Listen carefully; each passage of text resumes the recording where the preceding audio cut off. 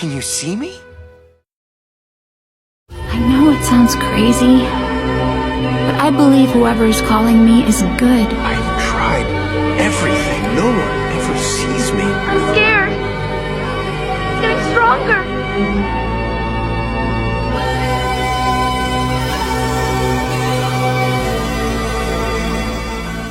El corazón del invierno eterno.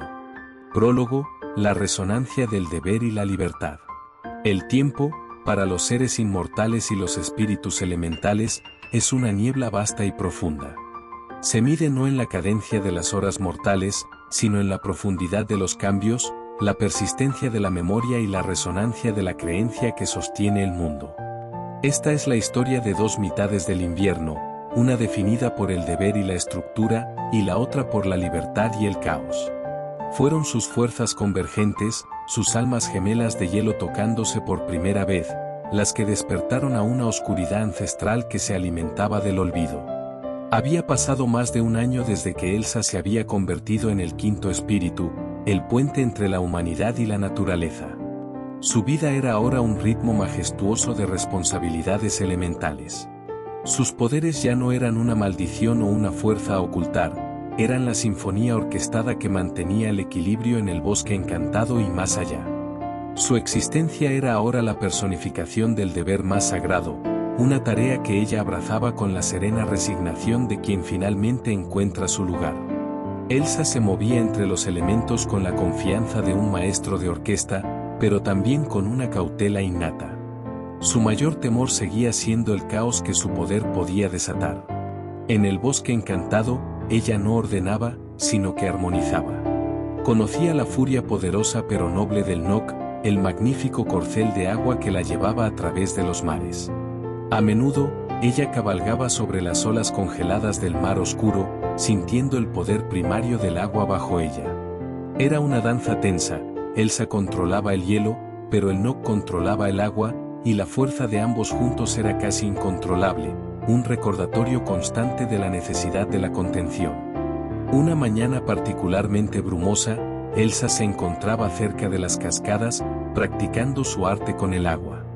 El Nock emergió, majestuoso y resoplando. «Necesito tu ayuda hoy, amigo mío», susurraba Elsa al agua, su voz melódica y fría. «Las corrientes del puerto están demasiado fuertes. La última tormenta las hizo impetuosas». El Nock relinchó, golpeando el agua con un casco de espuma. Era un espíritu que disfrutaba del poder sin restricciones, y Elsa a veces sentía en él la misma rebeldía que ella había reprimido durante años. «Calma, Nock», dijo ella con firmeza, acariciando la crin de hielo líquido. «Hoy, necesitamos estabilidad, no tormenta. La gente de Arendelle aún necesita que el mar los respete. Si no hay respeto, hay miedo. Y si hay miedo, la estructura colapsa».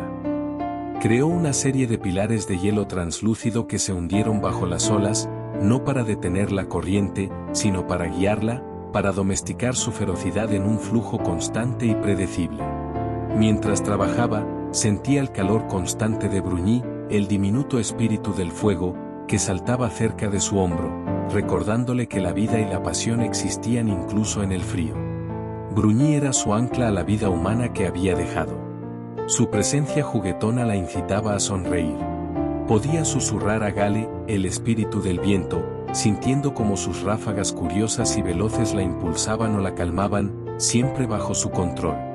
Y sentía el latido lento, sólido y ancestral de los gigantes de la tierra, cuya estabilidad era el ancla del mundo. Elsa era la melodía que hacía que todos esos instrumentos tocaran en perfecta armonía. Su soledad era profunda, alimentada por la creencia de que su inmenso poder la destinaba a una vida sin un igual. Su magia era ordenada porque su corazón era un glóbulo de cristal que temía romperse, o peor aún, romper a otros. Una tarde, Elsa visitó Arendelle, dejando un rastro de escarcha perfecta en el aire. El contraste con el calor interior del castillo era inmenso. Encontró a Anna y Christophe en la sala de lectura, lidiando con un mapa de rutas comerciales y un montón de facturas. El aire olía a café fuerte y pergamino antiguo. «Elsa, ¿estás aquí?», Pensé que ya te habías fusionado con un copo de nieve gigante, exclamó Anna, corriendo a abrazarla, su calidez contrastando con el frío elegante de su hermana. Christoph se levantó, siempre práctico. Es bueno verte. ¿Todo en calma en el bosque? Esben está comiendo más heno que de costumbre, lo que suele significar que los gigantes de la tierra están teniendo una tarde de siesta especialmente ruidosa.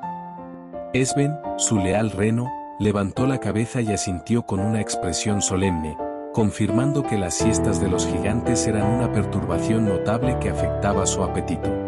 Esben se frotó contra Christoph, buscando una zanahoria, mientras Olaf examinaba los números de las facturas con una concentración inusual.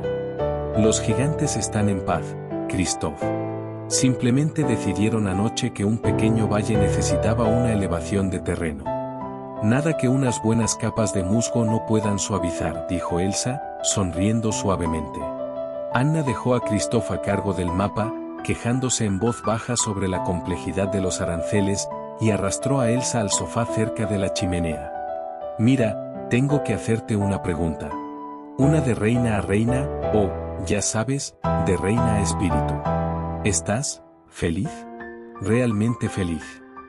Elsa tomó una taza de té, sintiendo el calor brevemente antes de que se enfriara ligeramente en su mano. Estoy en paz, Anna. Mi propósito es claro. He aceptado que mi poder es inmenso y mi lugar es este. Soy el puente. ¿Qué más puedo pedir? El mundo está en equilibrio. Paz y propósito no son lo mismo que felicidad sin límites, él replicó Anna, usando el apodo cariñoso. Hay una diferencia entre el orden y el juego. Cuando estás en el bosque, eres tan estructurada. Lo siento en los copos que envías. Son perfectos, cristalinos, con 6 puntas exactas. Eres la reina de la geometría invernal. Pero ¿dónde está el caos? ¿La sorpresa? El salto de fe que te caracteriza. Elsa suspiró, su mirada se perdió en el reflejo de un cristal de hielo que había creado en la ventana, un diseño intrincado que representaba un copo perfectamente simétrico. El caos, Anna, es lo que casi destruye Arendelle. Mi poder requiere estructura y contención. Si siento un anhelo, es por una fuerza que pueda igualar la mía sin requerir mi control. Una magia de invierno que no tenga que medir su impacto, que simplemente exista. Una magia que no tenga miedo de ser libre. Una fuerza que pueda ser irresponsable, sin consecuencias catastróficas. Y esa magia, ese duet, como tú dices, no existe. Es una fantasía de mi vieja soledad. Elsa abrazó a Olaf, sintiendo un escalofrío que no era de frío. Gracias, mi pequeño. Pero, Anna, mi vida es diferente. Mi alma está hecha de invierno. He aceptado que mi poder requiere estructura y contención. Y eso, a menudo, significa soledad. Es el precio del poder. La soledad era su único verdadero compañero, un manto de cristal que la protegía tanto de sí misma como del mundo. Era el lujo de estar en paz, a pesar de la ausencia de un alma gemela invernal. La semilla de la duda de Anna quedó latiendo en el frío corazón de Elsa. Ella miró hacia el norte, hacia el origen del viento, sintiendo ese anhelo profundo e inexplicable. La necesidad de un poder que no buscara el equilibrio, sino que simplemente fuera la libertad. A miles de kilómetros de distancia, en el taller de norte, en el polo norte, la vida de Jack Frost era una vorágine de caos y alegría, la personificación de la libertad. Su existencia se basaba en el caos controlado, en el día de nieve inesperado.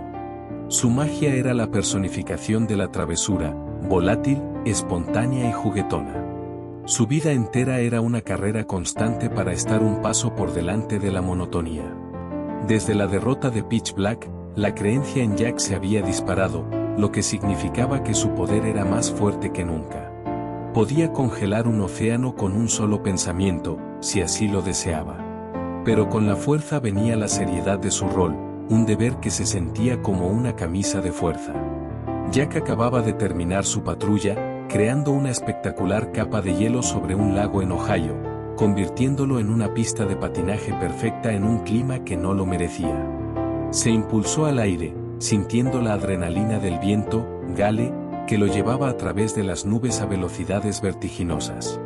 Gale no era solo aire, era el motor, el cómplice silencioso que respondía a cada capricho y deseo de Jack, una extensión invisible de su propia libertad. Llegó al taller justo cuando Norte estaba supervisando un lote de juguetes recién tallados. El caos festivo del taller era el único lugar en la Tierra donde Jack se sentía casi normal. «Hola, Norte. ¿Qué te trae tan gruñón hoy? ¿Problemas con el presupuesto de los elfos?», gritó Jack, dando un giro acrobático en el aire antes de aterrizar justo delante de la nariz de un elfo que intentaba equilibrar 10 bloques de madera. El elfo se cayó, pero se rió, como era habitual con Jack. Conejo, Bonnie, que estaba colocando trampas de seguridad en el suelo para evitar que Jack se estrellara, una medida de precaución recurrente, saltó con frustración. Su pelaje se erizó. «Frost, más te vale que no hayas vuelto a causar una ventisca innecesaria sobre Australia. Me arruinaste 3 campos de hierba para Pascua. Tienes que dejar de actuar como un niño, ya eres un guardián, tienes un deber». «Relájate, conejo. La diversión es un deber, ¿recuerdas? Tu pasto puede esperar. Además, ¿viste la sonrisa de esos niños en Ohio? Eso no tiene precio», replicó Jack, con su sonrisa habitual, que no llegaba del todo a sus ojos. Norte, Nicholas St. North, se acercó, su barba llena de brillantina y aserrín. «Tiene razón en parte, muchacho. ¿Cómo va la diversión? ¿Están creyendo bien los niños?». «Están creyendo mejor que nunca, Norte. Les di la nevada perfecta de fin de temporada. Pero no es solo diversión. Es un recordatorio de que somos reales. Es lo único que me mantiene aquí», exclamó Jack. La sonrisa de Jack se tensó. La verdad más oscura de su existencia era que su fuerza era también su debilidad. Su alegría era una armadura contra el miedo primario al olvido, el destino que lo había condenado a siglos de invisibilidad. Él era la libertad, sí, pero una libertad que solo existía mientras otros lo recordaran. «Tu deber no es solo divertir», Jack, advirtió Norte, su voz grave como un trueno distante. «Es proteger la inocencia. No eres el único espíritu invernal, pero eres el único que puede volar y hacer que los niños rían al mismo tiempo. Piensa en la estructura, Jack. Piensa en el deber que tienes ahora. Ya no eres solo el chico en el hielo. Debes ser el invierno responsable, no solo el travieso. El deber es aburrido, Norte. La estructura es lo que hace que la gente se quede adentro. Yo soy la razón por la que salen». Jack se encogió, jugueteando con una pequeña ráfaga de nieve en su mano. «Lo sé, es solo que, a veces la libertad es lo único que me queda. Y no me gusta la idea de que ese niño invisible vuelva a ser yo. ¿Y en serio, invierno responsable? Eso suena a mi peor pesadilla».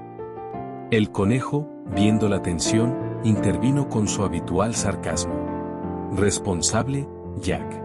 ¿Cómo no arruinar mis delicadas flores con tu arte de ventisca? ¿Sabes lo que es la perfección geométrica, Frost? Yo sí. Son mis huevos de Pascua. No esa porquería desordenada que haces tú. Necesitas un poco de estructura en tu vida». «Ah, sí, la estructura». Jack se burló, volando momentáneamente hacia el techo.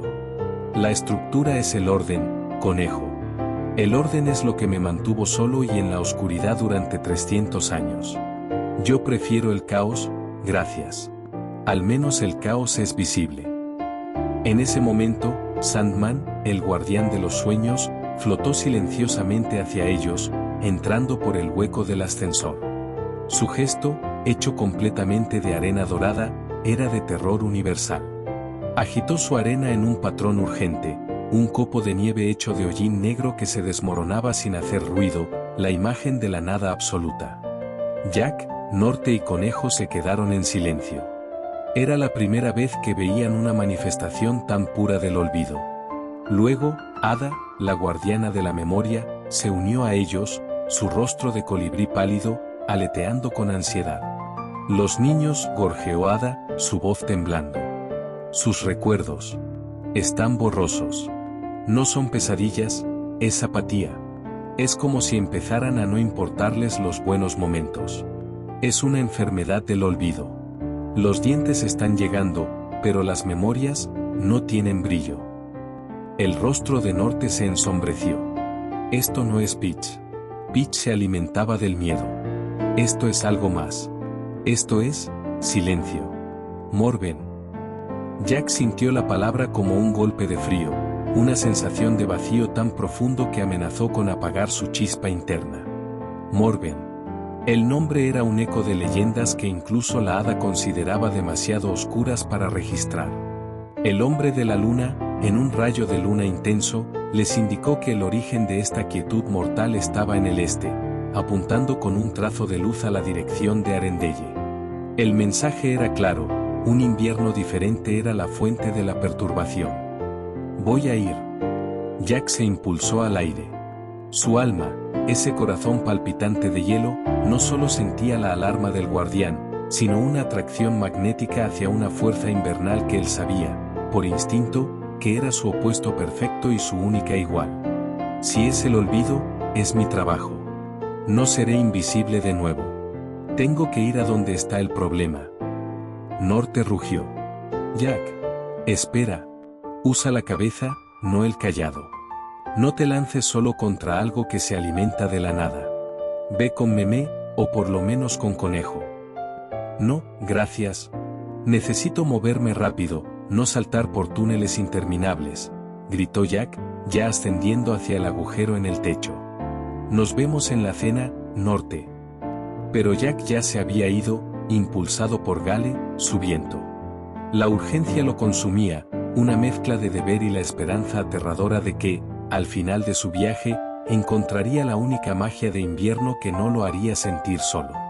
El viento se sentía diferente en su dirección, más denso y cargado de una energía poderosa, casi real. La conexión fue la chispa que encendió el conflicto, el momento en que dos mundos se tocaron sin saberlo.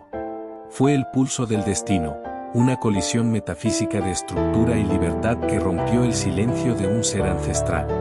Sucedió durante una mañana singular, envuelta en bruma mágica, justo cuando Elsa se permitió un momento de exploración elemental en el pináculo de un glaciar recién formado. Ella no creaba un castillo o un vestido. Concentró su energía, no para estructurar, sino para sentir y compartir su paz. Era un acto de generosidad espiritual. Quería enviar un fragmento de su recién descubierta paz y aceptación al mundo. Una ráfaga de nieve prístina y pura, cargada con el amor incondicional que la definía, viajó hacia el norte, más allá de los mares oscuros y la civilización. Era un ola inconsciente, una prueba de resonancia. El Nock, sintiendo esta oleada emocional, relinchó suavemente, reconociendo la intención de su jinete. Los copos de Elsa eran la cúspide de la perfección geométrica, cada uno un mandala de pureza cristalina que representaba la calma controlada. A miles de kilómetros, Jack estaba volando de forma impulsiva, evadiendo la seriedad de Norte y buscando un respiro para su alma inquieta. Sentía la oleada. No era un poder, sino una emoción hecha hielo, potente, profunda, casi regia en su pureza, y completamente ajena a la magia superficial y traviesa que conocía. Era hielo que se sentía amado, una idea que desarmó a Jack, cuyo invierno estaba hecho de travesura y evasión. Impulsado por la curiosidad de encontrar a su igual, interceptó esa ráfaga con su cayado. No la destruyó, ni la sometió. La respondió. Jack moldeó los copos de Elsa en patrones imposibles, añadiéndoles el toque de su propia esencia, la ligereza, la travesura y la velocidad del aire helado. Su magia no era geométrica, era lírica. Transformó la calma de Elsa en un remolino de risa silenciosa. Era su forma de decir, juego, ¿y quién eres tú? ¿Por qué tu magia es tan pesada y a la vez tan hermosa? Cuando los copos de nieve de Jack regresaron a Elsa, ella sintió la diferencia. El frío era el mismo, pero la energía era diferente.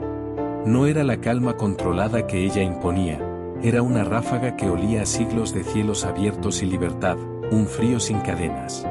No era una amenaza, sino un dueto magnético. Su corazón dio un vuelco con una emoción desconocida, era una profunda, innegable comprensión que cortó la soledad que la definía. Bruni giró a su alrededor con renovada intensidad, como si el fuego reconociera una llama gemela. En ese breve e inconsciente intercambio, la poderosa energía de dos de los seres más grandes del invierno se había fusionado en el éter por un microsegundo. Elsa probó la libertad por primera vez sin miedo, Jack probó la estructura por primera vez sin aburrimiento. Esa resonancia, el pulso de la vida gélida afirmándose en el universo, fue un trueno para el vacío, el sonido más fuerte que Morven había escuchado en eones. En las grietas olvidadas del universo, donde la luz de la luna era solo un mito y el sol era una leyenda, yacía Morven, el silencio de la escarcha. Morven no era un dios ni un guardián. Era un espíritu primordial del olvido, una entidad que existía antes de que la creencia le diera forma al mundo. Morven era el espíritu primordial del vacío, la antítesis de la vida. Morven no quería el miedo, quería la apatía, la negación de la realidad. Quería que los niños y los adultos dejaran de creer en cualquier cosa. Si no creían en el amor, no sentirían dolor. Si no creían en el miedo, no serían vulnerables. El resultado, un universo silenciado, donde la nada era la única verdad. El eco de los poderes de Elsa y Jack, vibrando en perfecta dualidad, la reina, estructura, y el guardián, libertad, era la canción de la vida. Morven no podía consumir el poder puro y unificado. La resonancia de su unión era una pared de luz. Su unión es mi perdición. Su división es mi alimento, resonó la intención sin voz de Morven. Su plan era simple, separarlos y romperlos. Morven planeaba infectar la magia de Elsa con la duda sobre su propia bondad, reviviendo su terror a ser una amenaza para Arendelle, y la magia de Jack con el miedo al olvido, recordándole sus siglos de invisibilidad. El caos resultante, la magia rota cargada de ansiedad, desesperación, finalmente, silencio, sería el festín de Morven. La entidad se estiró. Su manifestación no fue una explosión, sino una ausencia palpable. Una columna de escarcha negra y porosa, que absorbía toda la luz, el color y el sonido, se arrastró fuera de su prisión con una lentitud aterradora. Esta escarcha no era hielo, era antimateria de invierno, un material que no reflejaba la luz, sino que la devoraba, haciendo que todo se viera gris y muerto. A su paso, Morven comenzó a crear sus primeras criaturas, monstruos de escarcha. Estos no eran sombras de pesadilla como las de Peach, sino huesos de hielo. Eran criaturas esqueléticas y delgadas, hechas de escarcha grisácea que parecían haber sido vaciadas de toda vida. Tenían la forma de lobos y sabuesos, pero sus ojos eran solo vacíos y sus aullidos eran absorbidos por el aire, creando un aterrador aullido silencioso. Eran la personificación de la desesperación vaciada. El Nox sintió la intrusión.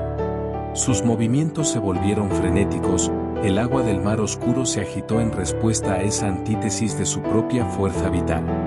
Elsa sintió el tirón elemental, una oscuridad que no era miedo, sino vacío. Jack, volando sobre el Atlántico, sintió como el viento, Gale, de repente se sentía más pesado, más opaco. La alegría de su vuelo se cortó, reemplazada por una sensación de urgencia y desasosiego. La libertad se encontraba con la apatía. Morven envió estos monstruos como una plaga silenciosa, dirigiéndose hacia la costa de Arendelle, el epicentro del poder de Elsa, con la esperanza de que la reina / espíritu de la nieve fuera la primera en caer presa de la escarcha silenciosa. El invierno estaba a punto de volverse aterrador. Dos espíritus, impulsados por el deber y la diversión, estaban siendo guiados al centro de la tormenta que ellos mismos, con su potente conexión, habían desatado. Elsa se dirigía al deber. Jack se dirigía a la diversión. Morven esperaba convertirlos en desesperación. Fin del prólogo.